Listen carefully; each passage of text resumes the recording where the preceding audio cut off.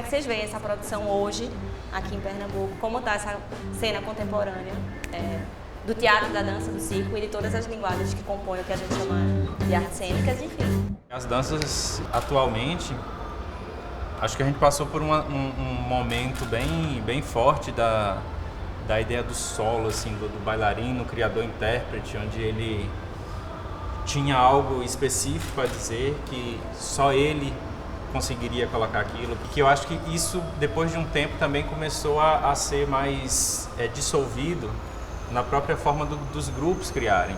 Eu vejo meio que um panorama assim, de que os grupos têm pensado e têm discutido de como entender tanto a manutenção do grupo, como a manutenção das carreiras solos. Essa época das companhias, os grupos grandes, isso tudo era muito difícil para você circular, para você sair. Então começou a vir meio que uma ideia de economizar no cenário, na quantidade de pessoas, no peso, né? Até chegar o ator é uma malinha. Não tem mais camareiras, maquiadores, isso é para grandes, né? Eu acho que os anos 90 também é marcado pela questão dos festivais, né? E isso atende a uma carência que a gente tinha muito, que eu lembro de reclamar, não poder ver as coisas. Você tem que sair para ver, as coisas não chegavam com muita facilidade aqui, né? E aí os festivais meio que surgem para cumprir um pouco essa lacuna, mas ao mesmo tempo concentra a produção. E aí eu fico vendo, mais do que tudo agora, é o público. Onde está o público das artes cênicas? Porque se você abrir o jornal em Recife, fora dos festivais, que são bem pontuais, né? Os grupos não fazem mais uma produção contínua, né? E tem a ver com uma coisa da cidade que é muito cíclica, a cidade, né? Tem uma política cultural de anos que foi sendo, né, alimentada e fomentada, que trabalha por ciclo, junino, carnaval, né? E meio que o teatro e as artes cênicas parece que internalizou isso. Então você trabalha para aquele festival. E aí vai vir as leis, vai vir todo esse dispositivo dos financiamentos, que mudou muito a forma de produzir e a forma de se relacionar com o público. Você dependia de uma bilheteria, então a questão de público era essencial. Não tinha como, né? Você tinha que sentar para eram criadas para atrair esse público. Né? E agora meio que ele virou a gente meio que é um Ouroboros que morde um pouco o rabo, né? É complexo essa situação, porque Recife hoje em dia, para mim, tem um pouco de tudo, né? Tem performances, tem artes visuais, com dança, arte multimídia, tem solistas, tem grupo grande, tem balé clássico, tem hip hop. Quer dizer, em relação a propostas de dança, exatamente. Eu acho que Recife meio que tem os bailarinos, cada um tem a sua necessidade e está botando no mercado. Só que não tem mercado, não tem público, né? Apesar dos festivais pontuais, não são esses que pagam, até porque não pagam bem. Então acho que tem que aliar essa política pública, que é muito legal e que a gente só quer que cresça, né? Mas que tem que aliar a criação de público. Mas eu acho que a gente está chegando num momento de alguma transição, vai ter alguma chave, algum conflito aí, porque esse panorama que Marcondes levanta, eu acho que de alguma forma ele está ligado sim também a movimentos outros que influenciam o nosso trabalho. E aí a gente pode dizer político, econômico e geracional e etc. Tudo isso. Eu acho que, por exemplo, hoje o ressurgimento dos grupos na década de 90 e na década chegando a 2000, ele está ligado também a uma falência geral daqueles modelos e uma necessidade de sobrevivência daqueles indivíduos que eles só conseguiriam se juntando. E eu acho que, tipo, eu falo, por exemplo, até do meu grupo, a gente pega o finalzinho dessa e a gente se prende a isso. Então a gente se juntou muito numa necessidade de sobrevivência, necessidade de furar uma bolha mercadológica que existia. E aí a gente não tem como negar, por exemplo, o advento dessas leis, dos incentivos, dos prêmios, acabou mudando um pouco a forma, a lógica, e tipo, hoje os grupos começaram a entrar, tipo, aquilo que era de fato uma salvação há um tempo atrás já não nos serve mais e já não consegue mais dar conta desse mercado e da necessidade desses grupos. Então eu acho que hoje a gente começa a chegar numa chave que aí, tipo, que é cíclico e tudo mais, que a gente está começando a dizer, então, não adianta mais a gente ter as leis e os prêmios somente. Isso paga alguma coisa, mas não sustenta.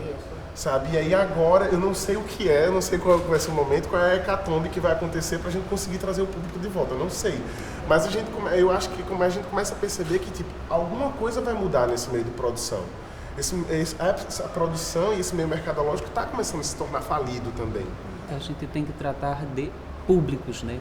Público para tudo, né? E aí, eu penso que o público está aí. Sempre existiu, sempre esteve. O que talvez falte é uma estrutura, que Jordano falou, é uma estrutura que dê condições da gente atuar, agir de modo contínuo para que o público possa chegar até a gente. Se a gente pensa em cinema, imagina cinema sem salas de cinema. Vai existir? Não. Mesmo que seja uma sala alternativa, um teatro transformado em cinema, um auditório transformado em cinema, mas tem que existir aquele espaço, como tem que existir os espaços para dança, para teatro, para ópera, né? E a gente está, infelizmente, num buraco sem fundo. E aí, por isso, Galiana, as pessoas não fazem temporadas, porque quando eu era bem jovem... Quando eu era bem jovem, os produtores ficavam em temporada. A gente via assim um teatro que tinha três sessões. Tinha uma sessão pela manhã, tinha uma sessão à tarde, tinha uma sessão à noite. A gente começou a entender, tanto nós artistas como gestão e como público, inclusive, de começar a entender que o poder público tem um papel nisso, né? Que é da escola, mas não só da escola. Que está numa formação, mas não é uma formação somente desta criança que vai crescer e vai pagar o seu próprio ingresso para assistir um espetáculo, viajar para tal lugar, para um festival, para ver as produções. Mas o próprio entendimento de que o que é que aquilo diz para mim. Por que eu preciso ver dança? Por que eu preciso ver teatro? Qual é a necessidade, entre aspas, disso na minha vida?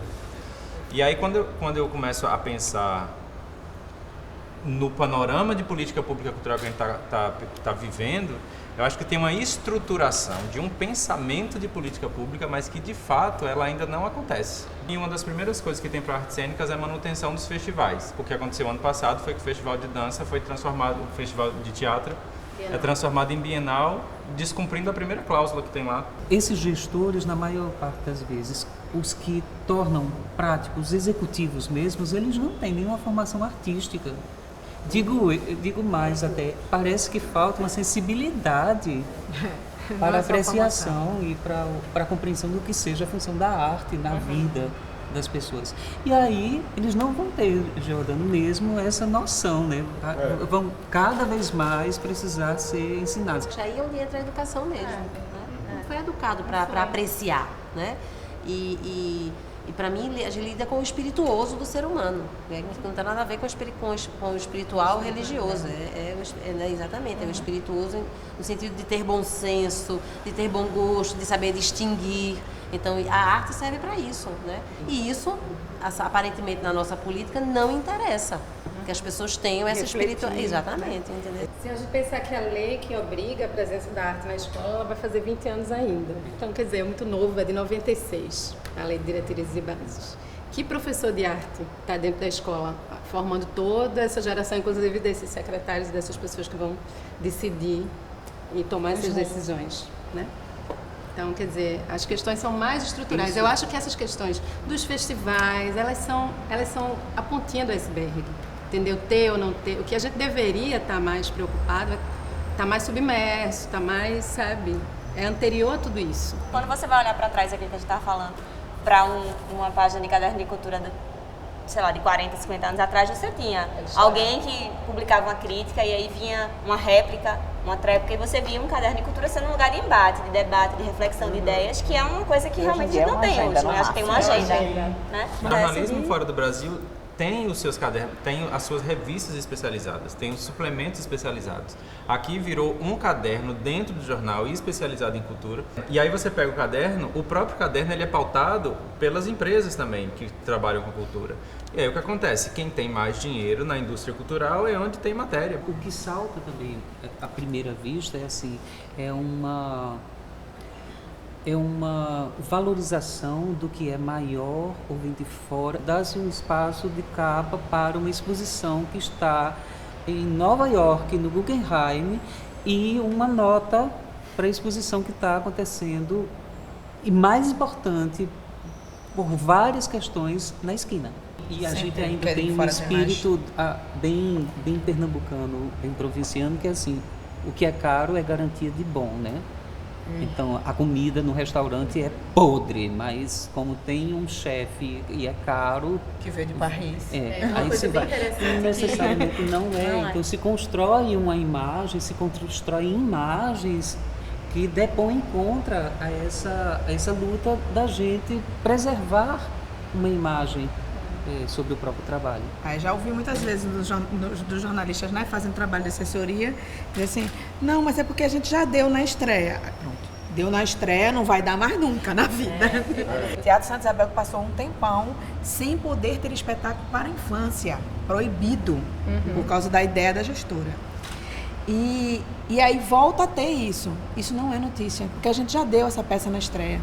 Se a gente fala da notícia, né, tem uma outra sutileza disso, que é a própria crítica dos espetáculos, né? Pois é. Que é uma tarefa difícil para o crítico, para quem se dispõe a escrever. Nós temos críticos hoje na cidade, e se sim ou se não, e a presença deles, vocês que fazem essa cena, julgariam que eles têm um papel relevante dentro da própria cena, dentro da própria construção da linguagem, enfim, cênica. Eu vou dar um exemplo de um projeto que a companhia fez no ano retrasado e concluiu o ano passado, que era um site com críticas de pessoas que escreveriam sobre 10 espetáculos durante o ano.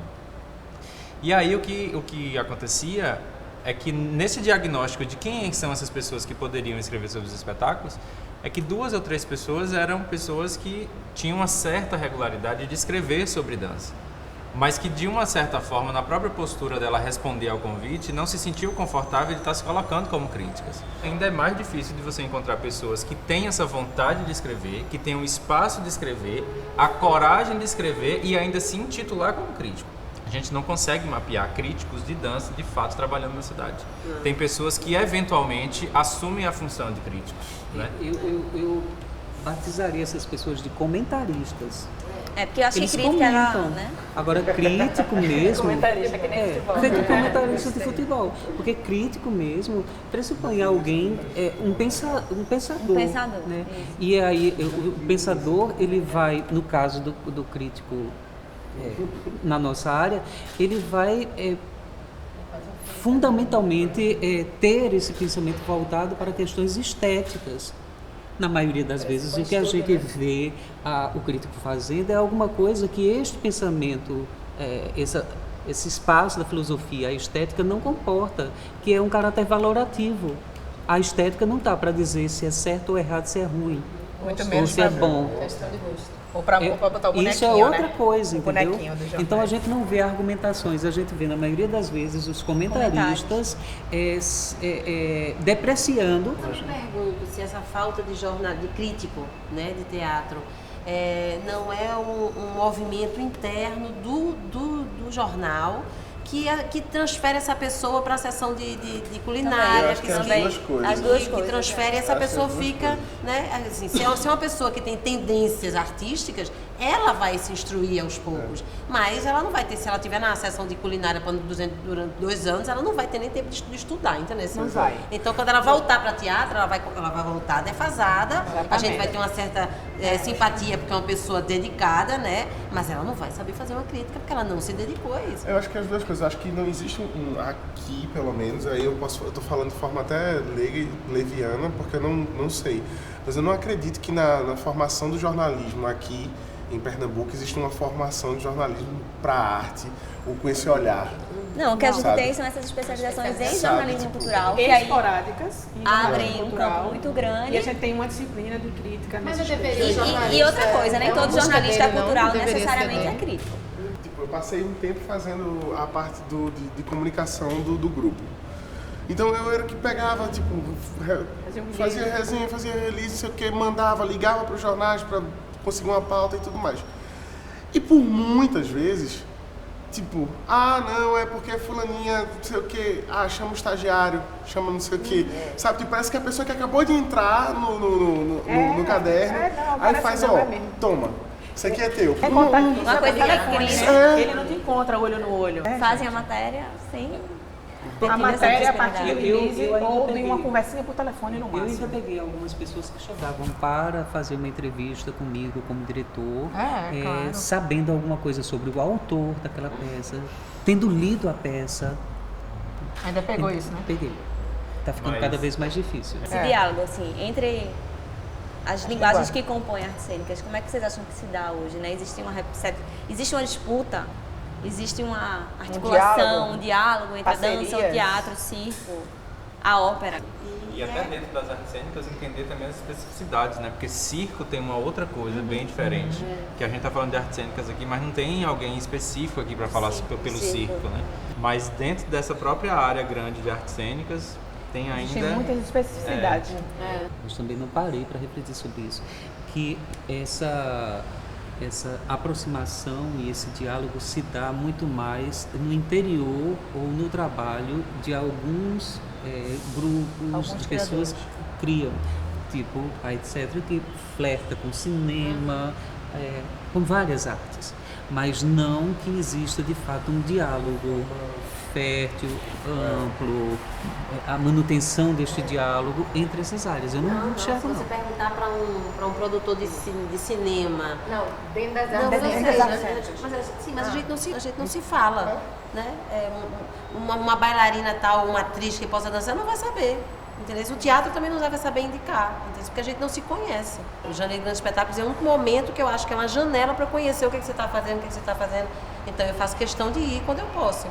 Eu acho o teatro e a dança mais dialogam mais, assim, eu vejo mais cisão, dificuldade com animação, com boneco, acho que é um ainda... Tem umas... Infância, Marco, né? Marco Camarote chamava de teatro marginal ou áreas marginais. Então, o circo, o teatro de bonecos, o teatro para a própria criança são marginais. Então, pouca gente vai ver o que o colégio está fazendo para a criança. Portanto, não tem como falar com propriedade sobre aquilo. Bem ou mal. Você tem que ir lá ver. Eu não vejo essa circulação assim, tão intensa. Aí eu acho que às vezes a gente está tão envolvido no seu processo, não sei o que, e aí às vezes, tipo, para você manter um grupo hoje, por exemplo, você não pode, tipo, você não pode aprovar um projeto somente. Você tem que aprovar pelo menos uns 4, 5. Se você quiser manter aquele grupo, aquele núcleo fixo e tal, então você tem que manter de forma... Então, às vezes você tá, por exemplo, Sem vida falando... dupla, né? A gente tá tão, O cara tipo, trabalha na polícia e pensando nisso, naquilo, que às vezes a gente acaba, tipo, ficando cego para os outros, sabe? Para os pares, para quem tá do nosso lado, porque a gente tá tão... Envolvido E eu não ali tô dizendo naquela que isso, própria que gênese, isso é de todo bom, não. Mas acaba sendo sobrevivência, sabe? E aí eu acho que, tipo, isso vai causar algum problema, talvez, em algum momento. A gente foi começando a se alimentar do próprio veneno em algumas coisas. Por exemplo, essas leis e tudo mais, ela é um veneno que a gente criou, sabe? dele. E aí, por exemplo, edital de ocupação de um espaço da Funarte, certo? Você ganha uma grana massa, ele te dá tanto. Você vai ficar lá 4 meses, 5 meses naquela ocupação. Beleza. Aí eles lhe dão dinheiro, eles lhe dão um espaço, pauta, tá tudo pra você. Vai lá e faz. Você chega num espaço que é morto, que ele não tem vida, não tem nenhum momento. Então ele repassa pra você a responsabilidade de De ativar movimentação aquilo. daquilo ali. E aí você, tipo, você não consegue, porque aquilo ali, tipo, Já. eu só tenho 6 meses, esse aqui tem 5 anos e nunca se movimentou. Então é uma forma de cabresto também. Falta não querer só ficar brigando por um festival. Isso é pouco demais para uma classe que não tem público o resto do ano. Se contentar com um mês de público festival. é muito pouco, entendeu? Então é isso que a gente devia estar na mês de mesa, público, sentando o problema é muito negociar. maior, Não né? é o problema do meu grupo, o problema falta essa articulação. o suporte texto ainda é majoritário, ou seja, os trabalhos de teatro daqui, eles continuam muito utilizando o suporte texto, são Isso é teatros variante. de texto. Existe uma variante, é como Maria Paula falou antes, existem Vários teatros existem, você também, né? Várias danças, vários públicos, existem caminhos. Penso eu que quando a gente olha para o texto, a gente pode pensar naqueles textos autorais, clássicos, de uma dramaturgia já consolidada e tal, né? A literatura dramática, mas existe também os grupos, esse tipo de teatro está bem em desuso. Você vê pouco clássico, você vê pouca velharia de biblioteca sendo levada para a cena. Você não vê mais Shakespeare, você vê pouco. Quando você vê uma transformação disso, uma pesquisa sobre isso. Mas tem uma dramaturgia que é construída pelo próprio grupo, tem uma dramaturgia mesmo consolidada enquanto texto dramático, mas penso que não é talvez o mais relevante. O que a gente vê hoje, eu pelo menos percebo assim, é que há uma busca por temas, motivos que são emergentes, que podem vir da literatura, que podem vir de uma coisa que aconteceu no meio da rua, que pode vir, e isso os grupos estão atentos, eles estão buscando. Eu acho que do mesmo jeito que a coreografia, o espetáculo de dança mudou, né? A coreografia do passo, do movimento mudou. Né? Hoje em dia o movimento, o corpo ele é além do movimento. Né? A coreografia é outra coisa, né? Não tem nem mais nome de coreografia, inclusive, entendeu? Então porque a gente quer outra coisa, né? Eu acho que o teatro, certamente o texto ficou nesse lugar também, implodiu. A palavra ganha um outro lugar na cena, entendeu? A palavra não é só a palavra é uma coisa maior. Às vezes o texto está ali, a palavra está ali, mas talvez ela não seja o alicerce daquele trabalho. Chegar na palavra no teatro, ela pode vir antes ou depois, ela pode estar ou não estar, sabe? E aí como ela se coloca dentro do trabalho e como você absorve aquilo ali, aí vai. Por exemplo, eu posso falar do trabalho do Aquilo que Meu Olhar Guardou para Você. A palavra ela surgiu depois. Primeiro surgiu o encontro, sabe? E daquele encontro foram surgindo palavras. E o trabalho ele tem várias dramaturgias dentro daquilo ali. Você pode assistir aquele trabalho e acompanhar a dramaturgia das músicas. Você pode acompanhar a dramaturgia da luz, você pode acompanhar a dramaturgia dos corpos. Historicamente, tem uma vinculação do texto, uma época textocentrista do teatro, isso já foi até superado. Acho que a questão isso não é judicativo. O fato de ter ou não palavra, o fato de estar ou não em torno de um clássico. Nenhum problema que a palavra venha depois ou que um grupo se reúne em torno da palavra. Eu não vejo nenhum problema nisso. Para mim a questão é como que isso vai ser levado, se essa palavra está bem colocada, ou a não palavra também. Porque você tirar o texto e o que colocar no lugar não ser potente, não ser bem colocado, então vai ser um problema. Eu vejo um lugar de ocupação da palavra, mas há uma inabilidade ou uma falta de técnica em lidar com a palavra. Então, se você não constrói isso, é como não preparar o corpo de forma intensa, necessária, independente da corrente de trabalho de corpo, para você fazer um espetáculo de dança conceitual. As pessoas já se jogam num campo de exploração sem o domínio, sem o domínio técnico. Aí começam a haver os problemas. Eu acho que tem muito isso. As pessoas da velha guarda têm um domínio maior sobre as palavras e, bem objetivamente, têm um domínio maior sobre o ponto, vírgula, exclamação e interrogação, enquanto leem um texto. Que outros, entendeu? Que vem da prática. Eu tive uma conversa com o Raimundo Branco também, né, que é um coreógrafo daqui. Uma vez ele me perguntou assim, o que você acha que está faltando para as pessoas de dança daqui, da cidade? E respondi a ele sem necessariamente dizer o que era, mas eu pensei muito assim, faltam mestres. Para mim faltam as referências de quando você tinha uma escola de uma coisa a ser seguida. Parece que a gente entrou nessa estética contemporânea, onde é uma estética de possibilidades individuais, em que não adianta ter mestre. Porque é um de cada vez e cada um com sua dramaturgia, com sua propriedade, falando de dança, né, sua propriedade corporal, o que ele está querendo dizer com aquilo, e muitas vezes aquilo não serve para o outro grupo. Então até aqueles que poderiam ser referências, eles são muitas vezes pressupostamente tidos como não referências por negação e não por não identificação. Referência do ultrapassado. Ele não é meu mestre porque eu não me identifico, ele não é meu mestre porque para mim não me interessa ter mestre. Penso que esse lugar de referências é uma coisa importante. E as referências não são necessariamente para você segui-las, mas para você tê-las como um parâmetro. E vejo muito nesse esse espaço da arrogância do conhecimento. A gente vive um momento em que as pessoas muito erroneamente acham que sabem de muitas coisas, quando não sabem. Elas apenas têm um pequeno conhecimento ou talvez um mínimo conhecimento sobre uma determinada coisa e já se sente um sabedor daquilo. Para mim, a arrogância é um sintoma muito fácil de quem não está de fato entendendo o que está fazendo. Assim. Ao mesmo muito tempo fácil que você ao já mesmo recusar tempo quando que não tá em termos estudando. pedagógicos, eu acho que esse espaço da arrogância traz no campo utópico também um espaço de criação, de construção, de crescimento.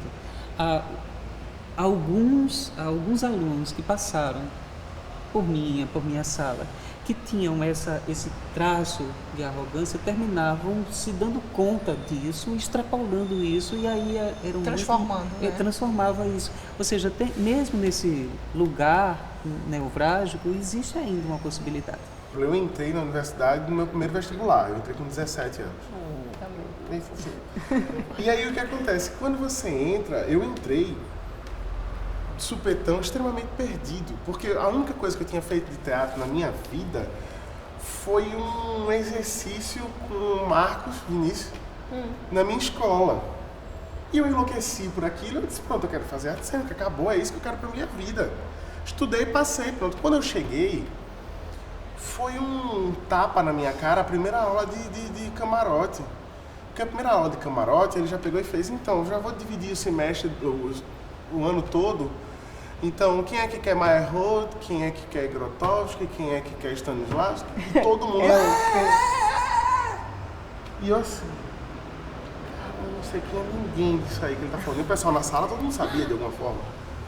A partir do momento, eu quis buscar tudo que eu não sabia. E eu acho que a universidade, ela lhe dá uma liberdade muito grande para você fazer o que você quiser, inclusive você não fazer nada. Então eu acho que essa formação tá também de buscas individuais. Eu fiz o meu curso de cênicas em 6 anos. Mas em 6 anos eu fiz intercâmbio, eu fui monitor de Marcondes, eu fiz grupo de estudo com Concessa, eu fiz absolutamente tudo o que dava para fazer dentro da universidade, eu fiz. Inclusive montei um grupo dentro da universidade, que o Maslute, a princípio, quando ele surgiu, ele era pra gente uma válvula de escape de tudo aquilo que a gente aprendia num semestre que não tinha condições de exercitar, e a gente exercitava dentro do grupo. Que se você conseguisse agarrar as coisas que tem, as possibilidades que tem, eu acho que você consegue se formar dentro, mesmo num curso que é um curso de licenciatura. E aí também vão somando outras coisas. Eu acho que também tem um aprimoramento estético, visual, sabe? Tipo, eu sinto falta, por exemplo, de ver-nos hoje, apesar de eu não estar dentro da universidade, mas em alguns momentos a gente consegue estabelecer uma troca, mas você não vê as pessoas assistindo o espetáculo.